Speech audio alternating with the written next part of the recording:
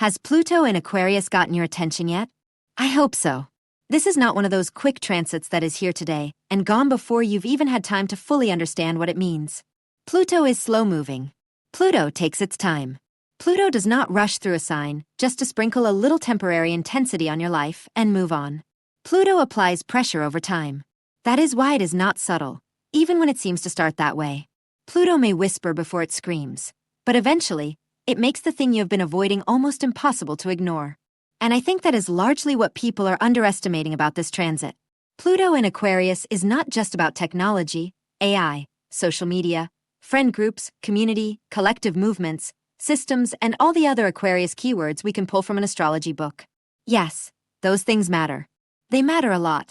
We are watching technology rapidly reshape how people work, communicate, create, connect, detach, lie, learn, surveil, organize, and manipulate information. However, Pluto in Aquarius is also part of a much larger story. Pluto is finishing something. And astrologically, that's significant AF. Pluto is not moving like Mars. Beloved, I want to slow this down because I think part of the reason people underestimate outer planet transits is because we sometimes talk about them with the same level of casualness we use for faster transits. This is not Mars spending 6 to 8 weeks somewhere and making everybody irritated, motivated, horny, combative, or ready to argue in a group chat. This is not Mercury retrograde becoming the scapegoat for communication problems some people had long before Mercury had anything to do with it. Pluto takes approximately 248 years to move through the zodiac. So when we talk about Pluto changing signs, or Pluto moving through a modality, we are talking about eras. We are talking about generations. We are talking about the kinds of shifts most people understand better in hindsight because when you are living inside of them, it often just feels like life is getting weird, heavy, intense, revealing, unstable, and a little bit. What in the entire hell is happening? Nobody alive today experienced Pluto in Taurus. Some people from the Pluto in Leo generation are still here. My mother was part of that generation. But even that gives us a very specific kind of generational conversation because Pluto is not rushing. Pluto is not flitting through signs. Pluto takes its time because Pluto is not changing your outfit. Pluto is excavating the basement, the bones, the bodies, the secrets, the survival strategies, the systems, and everything people thought they could bury forever. So when I say Pluto is finishing its fixed sign journey, I need that to really stick. This transit is not small. This transit is not random. This transit is not just Aquarius means technology. Plus, Pluto is revolution equals technological revolution, with nothing but the argument against or for AI front and center. Pluto has moved through Taurus, Leo, Scorpio, and now Aquarius. Those are the fixed signs. If you understand astrology structurally, not just aesthetically, you already know fixed energy is what we stabilize around. It is what we preserve. It is what we hold on to. It is what we build our lives around and say, this is solid. This is mine. This is who I am. This is what I value. This is what I love. This is what I refuse to change. At its highest expression, fixed energy is beautiful. It is loyalty. It is devotion. It is consistency. It is endurance. It is the ability to sustain something long enough for it to become tangible and sturdy. We need fixed energy. Without it, everything would be a spark with no candle, an idea with no structure, a feeling with no follow-through. The shadow is where things get tricky. The shadow of fixed energy is stagnation. It is being so loyal to an old version of yourself that you become disloyal to your own growth. It is calling something stability because you're used to it, even though it has not actually been good for you in years. It is mistaking pride for dignity. It is mistaking control for peace. It is mistaking avoidance for maturity. It is saying, this is just how I am, when what you really mean is, I have no intention of doing the work required to become someone else. That is why I keep saying this transit gives change or die energy. And no, before somebody starts accusing me of doom and gloom, I do not mean literal death. I mean ego death, pattern death, identity death, survival mechanism death. The death of the version of you that cannot come into the future unchanged, because the future you keep saying you want cannot be built by the same version of you that keeps choosing the same patterns. That is Pluto. Pluto does not preserve what is already decaying just because you are emotionally attached to it. The fixed signs tell a story. One of the ways I think through astrology is in order. I do it with the zodiac as a whole, and I do it within elements and modalities too. If I'm talking about earth signs, I'm thinking Taurus, Virgo, Capricorn, If I'm talking about the zodiac, I'm thinking Aries through Pisces. So when I think about fixed signs, I'm not just throwing Taurus, Leo, Scorpio, and Aquarius into a bag and shaking them up like astrological trail mix. There is a story there. Taurus comes first. Taurus is value. Taurus is survival. Taurus is the body, the land, food, money, possessions, stability, self-worth, the senses and the tangible things we can touch, hold, taste, smell, build, preserve, and rely on. Taurus is where life starts asking, what do I have? What do I need? What is mine? What is worth keeping? What makes me feel safe enough to exist in a body? Then comes Leo. After Taurus establishes value and stability, Leo says, okay, now what do I create with that? Leo is heart, creativity, children, joy, romance, pleasure, self-expression, pride, performance, legacy, and the ability to pour life into something that carries your essence. Leo is not just appreciation. Leo is the kind of love that wants to shine, create, protect, and pass something on. Leo is what we give life to because it comes from a heart. It is unconditional love. Then comes Scorpio. And Scorpio is where life teaches us that nothing stays untouched forever. Scorpio is intimacy, death, rebirth, trauma, betrayal, shared resources, inheritance, power, secrets, grief, psychology, transformation, and the stuff people do not want to discuss until life forces the conversation. Scorpio asks, what happens when what you value and what you love gets entangled with other people, other people's pain, other people's money, other people's bodies, other people's secrets, other people's power, and your own shadow? Then we arrive at Aquarius. Aquarius zooms out. Aquarius is the collective, society, networks, friendship, technology, systems, movements, humanity, the future, and the way individual choices eventually become collective realities. Aquarius asks, what did all of that build? What kind of society came from those values? What kind of future came from those identities? What kind of systems came from those survival strategies? What happens when everybody's private dysfunction becomes public architecture? That is why Pluto in Aquarius feels so massive to me. It is not only transforming Aquarius themes. It is looking at the whole fixed sign story and asking what can survive the future. What did we value? What did we create? What did we merge with? What did we refuse to release? What systems were built from all of that? And are those systems alive, or are they just old? Old does not automatically mean wise. Sometimes old just means nobody had the courage, energy, support, money, awareness, or collective will to change things yet. Pluto retrograde is the review. Pluto is already retrograde in Aquarius as I'm writing this. Pluto stationed retrograde on May 6, 2026, at about 5 degrees and 30 minutes of Aquarius. It will station direct around October 15th or 16, depending on where you are in the world, at about 3 degrees and 4 minutes of Aquarius. So Pluto is not leaving Aquarius. It is not changing its mind. It is going back over early Aquarius territory it has already touched. That gives this period a very specific feeling. Retrogrades are not punishments. They are reviews. They are returns. They are the planetary version of, run that back, because I don't think you actually dealt with what you saw the first time. Pluto retrograde feels less like brand new information and more like being forced to sit with what you already know. That can be uncomfortable because awareness gives people a little dopamine hit sometimes. People love realizing things. People love naming things. People love saying, oh my God, that's my trauma response, or that's my attachment style, or that's my shadow, or that's my nervous system. And listen, I'm not making fun of awareness. Awareness matters. Awareness is still not transformation. Knowing the name of the wound is not the same thing as healing the wound. Being able to explain your trauma is not the same thing as changing the behaviors that came from it. Being able to identify a pattern is not the same thing as interrupting it. Sometimes people are not healing. They are just becoming fluent in the language of their own dysfunction. And baby, Pluto does not care how well you can explain the mess if you're still choosing to live in it. That is what this retrograde is asking. What have we become aware of since Pluto first dipped into Aquarius that we still have not actually changed? Collectively, think about what has already come up. Artificial intelligence moved from being a background conversation to something reshaping work, creativity, education, dating, misinformation, and reality itself. Social media keeps showing us how connected and lonely people can be at the same time. People are talking more openly about family estrangement, emotionally immature parents, narcissistic dynamics, collective trauma, performative healing, therapy speak being weaponized, and the difference between having language for healing and actually doing the work. We are also seeing institutions lose credibility. People are questioning systems they used to trust, or at least systems they were told to trust.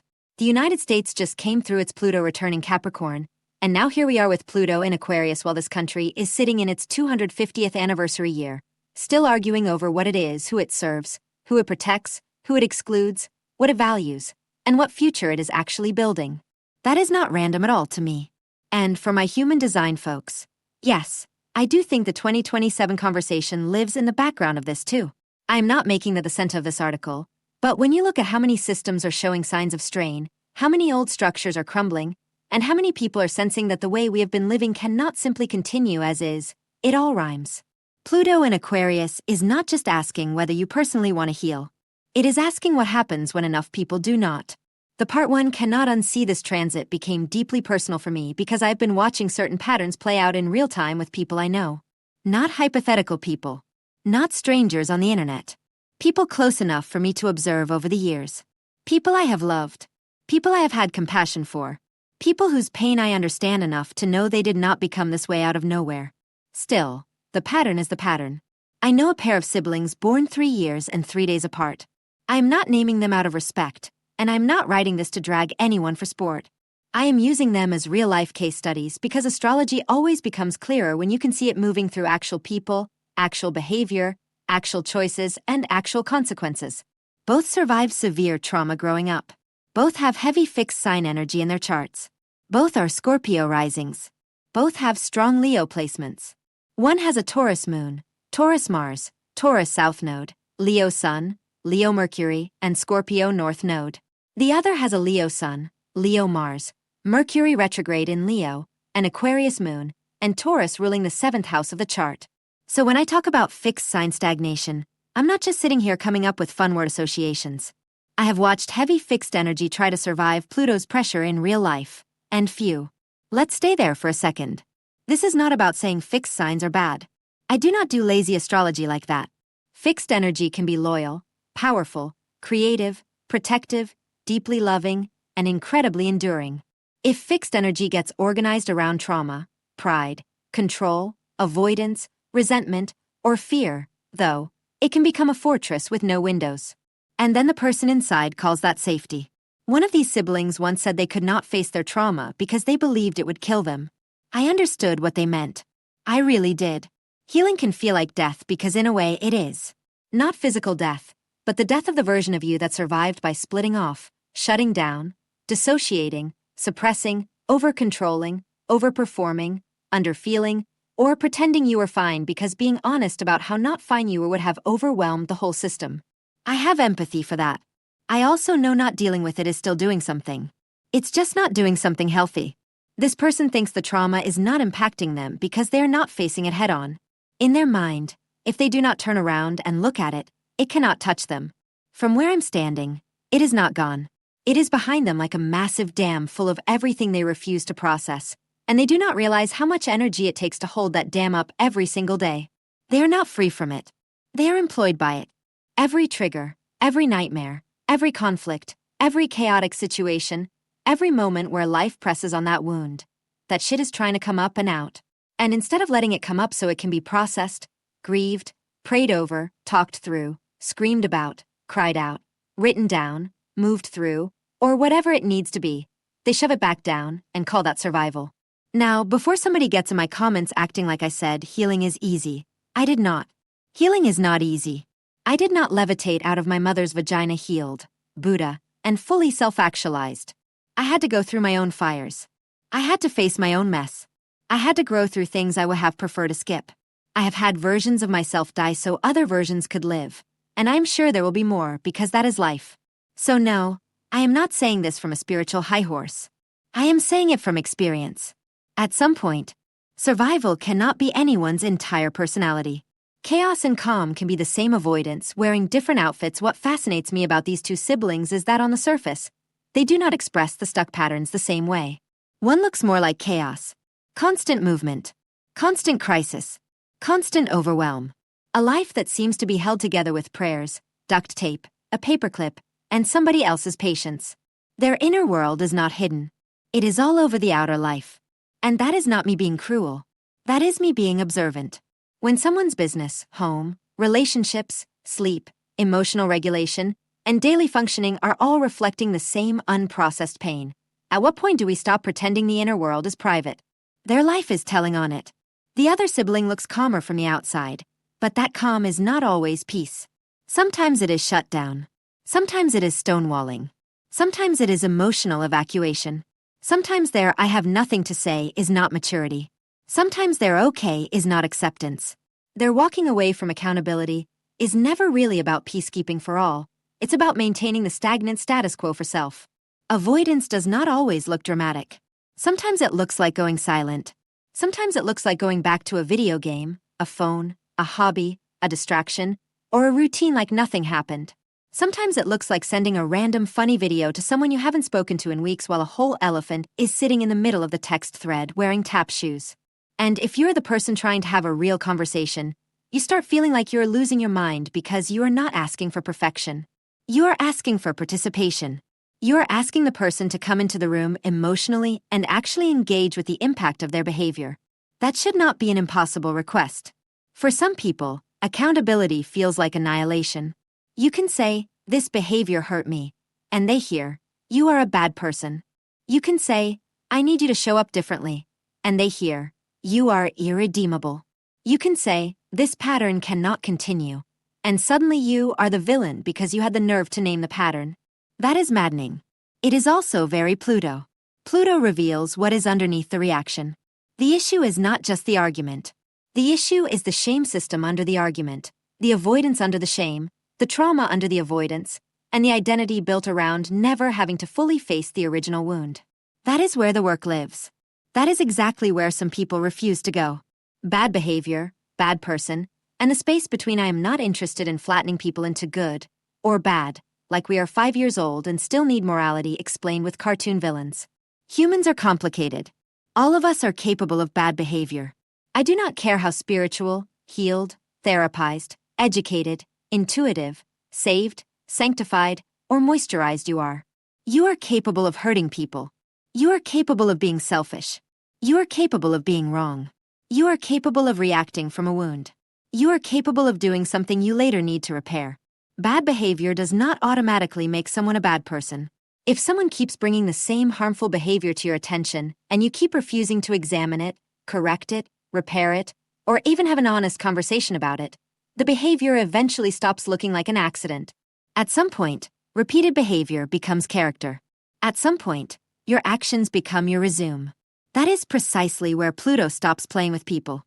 Pluto is not impressed by your self-image if your behavior keeps producing harm.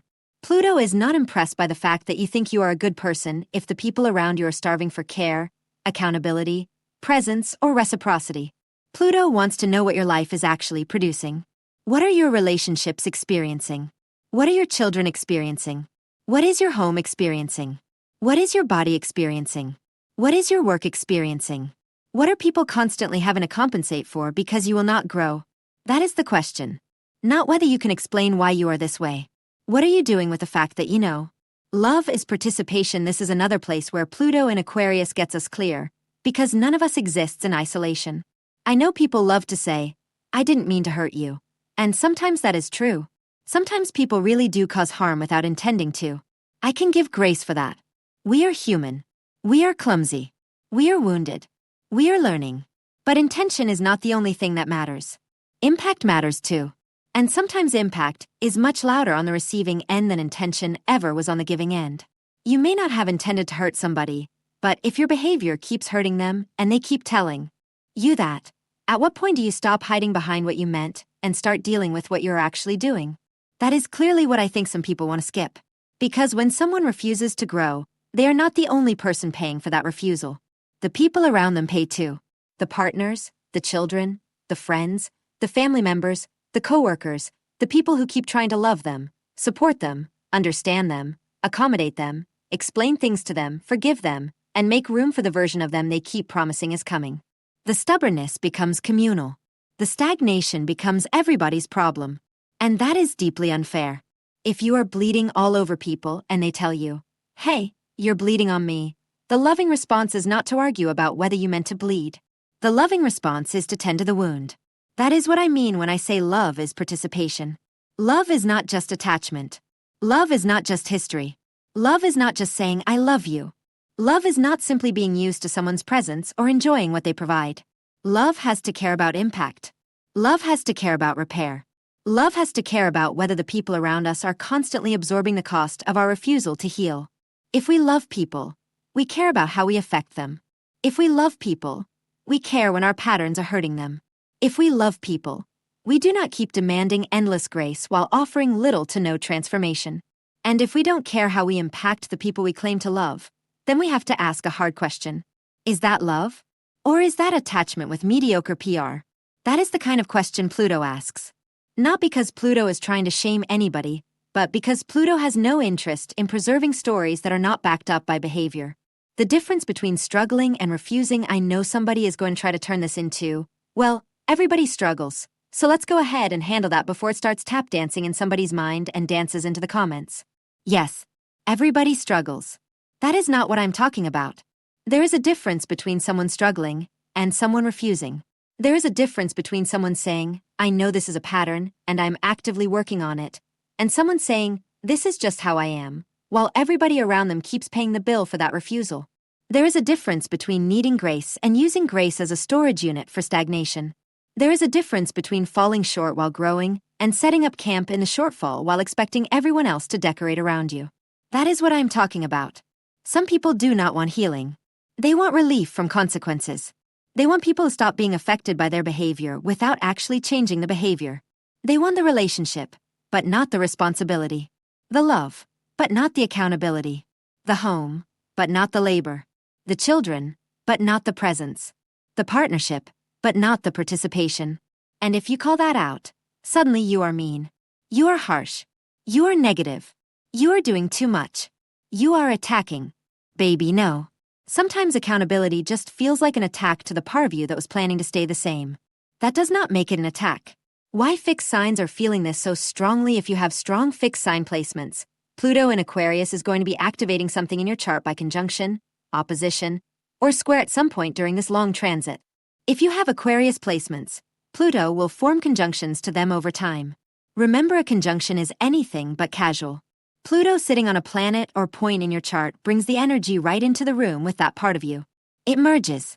It intensifies. It transforms from the inside. This can feel like identity reconstruction, psychological excavation, and a slow stripping away of what no longer belongs to the person you are becoming.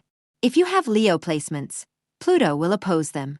Oppositions often come through relationships, mirrors, confrontations, projections, and outside circumstances. They are calls for balance. The outside world starts reflecting something back to you that you may not have wanted to see. With Leo, this can hit identity, pride, creativity, visibility, children, romance, self-expression, and the need to be seen. If you have Taurus or Scorpio placements, Pluto will square them. Squares create friction. They agitate. They pressure. They make stagnation uncomfortable enough that movement becomes harder to avoid. With Taurus, the pressure may hit security, money, the body, values, and comfort. With Scorpio, the pressure may hit intimacy, trauma, power, control, fear, shared resources, grief, and emotional survival strategies.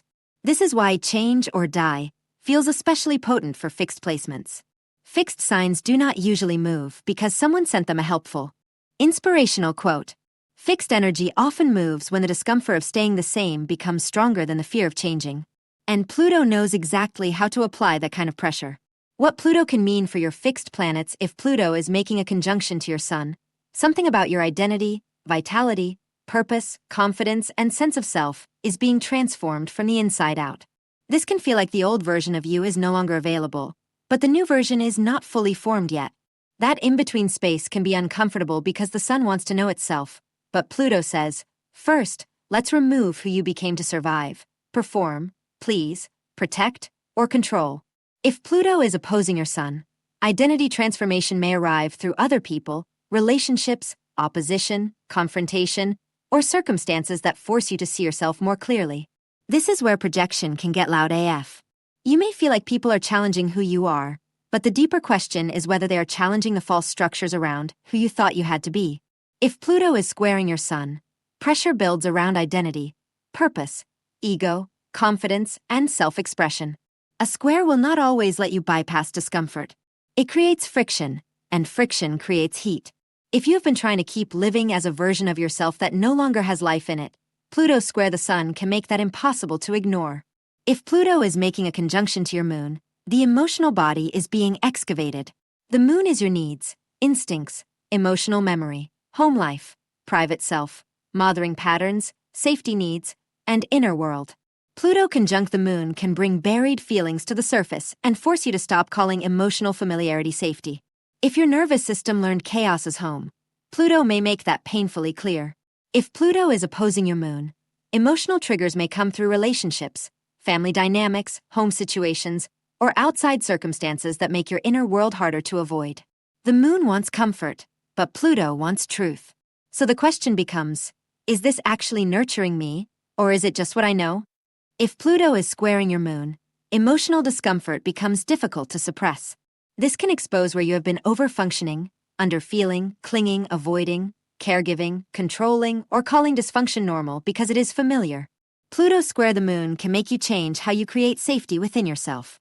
If Pluto is making a conjunction to your Mercury, your mind deepens. Mercury is communication, perception, thought patterns, speech, learning, siblings, and how you process information. Pluto conjunct Mercury can make the mind investigative, intense, psychologically sharp, or obsessive. It can also expose where your thinking has been shaped by fear, secrecy, control, or old survival logic. If Pluto is opposing your Mercury, conversations with others may become mirrors. People may challenge your thinking, your words, your assumptions, or your communication patterns. If you are willing to listen, this can be powerful. If you turn every challenge into a power struggle, it can get ugly fast. If Pluto is squaring your Mercury, your thought patterns are being pressured to change. This can bring mental intensity, hard conversations, obsessive thinking, or the need to confront where your words and your truth are not aligned. If you have been using communication to dodge accountability, manipulate the narrative, or make people chase you for basic clarity, this transit is not likely to let that slide. If Pluto is making a conjunction to your Venus, love, values, money, beauty, pleasure, attraction, self-worth, and relationship patterns are being transformed. Venus asks what we value and how we connect. Pluto asks whether those values and connections are rooted in truth or attachment. This can bring deep healing, intense relationships, financial transformation, or the death of old patterns around love and worth. If Pluto is opposing your Venus, relationships may mirror power dynamics, control, jealousy, resentment, attachment, desire, and self-worth. This does not automatically mean a relationship ends, but superficial relating becomes harder to maintain. Pluto opposing Venus asks whether love is actually love, or whether it is dependency, possession, fear, chemistry, convenience, or history wearing love's clothes. If Pluto is squaring your Venus, discomfort in love, money, values, or pleasure forces reassessment. This can expose where you have settled, overgiven, underreceived, confused chemistry with compatibility, or confused attention with love. Pluto's square Venus can make it clear what you can no longer afford emotionally, spiritually, or financially. If Pluto is making a conjunction to your Mars, desire, anger, motivation, conflict style, sexuality, and action patterns intensify. Mars is how we move, pursue, fight, assert, and protect. Pluto conjunct Mars can be powerful, but it demands honesty about how you use power. Are you moving with purpose or reacting from a wound? Are you asserting yourself or trying to dominate because vulnerability feels too dangerous? If Pluto is opposing your Mars, conflict with others may highlight how you handle anger, assertion, competition, and control. Other people may seem like the problem, but oppositions often show us what we have disowned. The question becomes whether you are fighting for growth or fighting because accountability feels like an attack. If Pluto is squaring your Mars, frustration builds until something has to change. This can feel like pressure, blocked action, rage, exhaustion, or conflict. It asks whether your current direction is aligned. Fixed Mars energy can keep moving in the same direction even when the direction is wrong, then act confused when the wall refuses to move.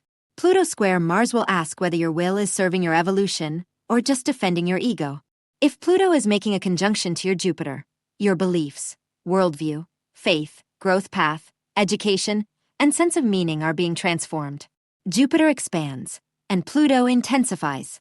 This can deepen wisdom, but it can also expose belief systems rooted in arrogance, denial, spiritual bypassing, or false hope. If Pluto is opposing your Jupiter, outside events may challenge what you believe, teach, trust, or assume to be morally clear. This can create ideological tension. It can also mature your faith if you are willing to let truth be bigger than comfort.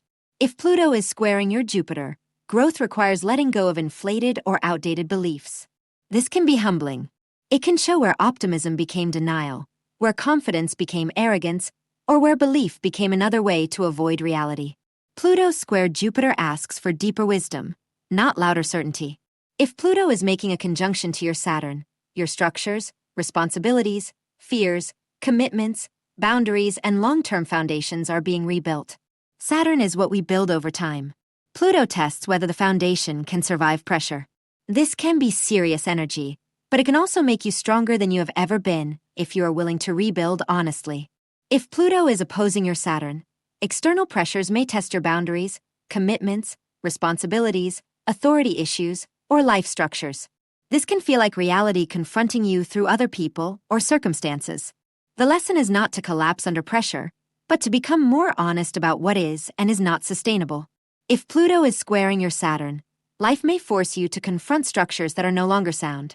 This can involve work, family, aging, responsibility, fear, authority, obligations, or commitments that feel heavy because they were built on something that can no longer hold. Pluto is not destroying what is strong. It is exposing what cannot carry the weight anymore. Look at the houses too. Even if you do not have planets in fixed signs, you still have fixed houses. Everybody has a house ruled by Taurus, a house ruled by Leo, a house ruled by Scorpio, and a house ruled by Aquarius. Everybody has areas of life where fixed energy operates. Look at the house ruled by Taurus in your chart and also your second house. What are you clinging to because it feels safe? What values need to evolve? What are you afraid to lose? Where are you confusing comfort with alignment? Where are you preserving something simply because you know how to survive inside of it? Look at the house ruled by Leo in your chart and also your fifth house. Where are pride and validation involved? Where are you struggling to express yourself authentically? Where are you confusing attention with love? Where is your creativity asking for rebirth? Where have you become attached to being seen a certain way?